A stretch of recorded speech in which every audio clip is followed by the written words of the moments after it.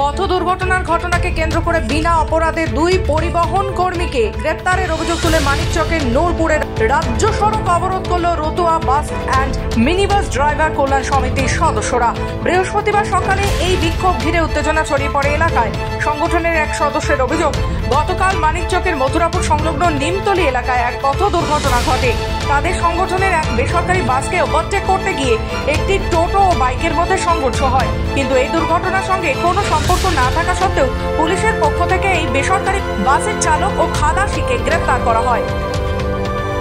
এখানেই শেষ নয়, অভিযোগকারীরা জানান ধৃতদের মুক্তির আবেদন করতে গেলে পুলিশের পক্ষ থেকে সংগঠনের সদস্যদের সঙ্গে দুর্ব্যবহার করা হয় এবং ভবিষ্যতে বাস চালকদের মারধরের হুমকিও দেওয়া হয়। এই ঘটনার প্রতিবাদে সংগঠনের সদস্যরা মানিকচক রওয়া রাজ্য সড়ক অবরোধ করে জোরদার বিক্ষোভ প্রদর্শন করে। মালদা থেকে নিজস্ব প্রতিনিধি রিপোর্ট, খবর বাংলা।